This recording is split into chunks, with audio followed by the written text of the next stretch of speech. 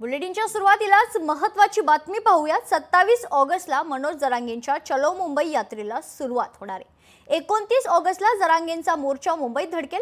आपल्यात फूट पाडण्याचा कट आखला गेलाय असा आरोप मनोज जरांगे यांनी सरकारवर केलाय। आरक्षण घेऊनच मुंबईत परतायचंय। मराठ्यांना आपली ताकद मोठी आहे, आता दुसऱ्यांच्या डोक्यानं चालायचं नाही, संकटावर मात करत पुढे जायचं असं वक्तव्य देखील जरांगे पाटील यांनी केलं। विचार करून पुढील लढाया जिंकायच्या आहेत, मुंबईत आपल्याला शांततेने जायचंय असं देखील जरांगे म्हणाले।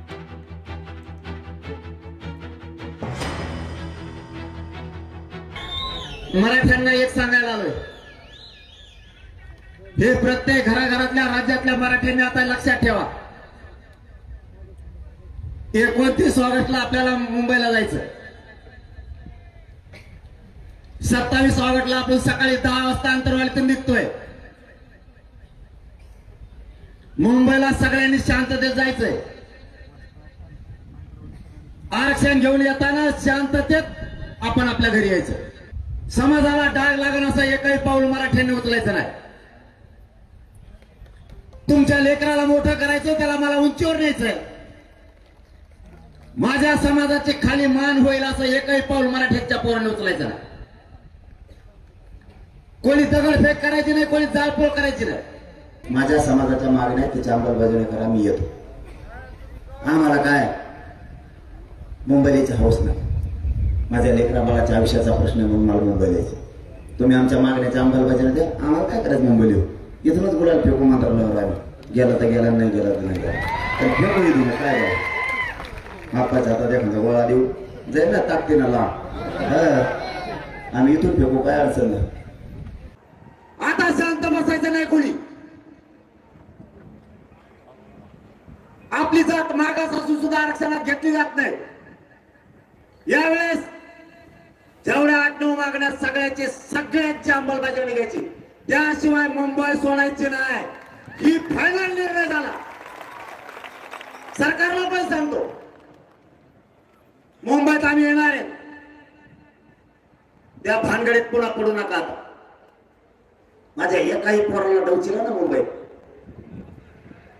तुम्हाला सगळ्या मराठ्यांना राज्यातल्या सांगतो, तिथं एकाही पोराला नुसतं काठीनं जरी डवचिलं, इथं राहिलेल्या सगळ्या मायमावल्या, इथं राहिलेल्या सगळ्या मराठ्यांनी एकही भाजपचा आमदार आणि मंत्री रस्त्याला फिरून द्यायचा नाही, एक पण।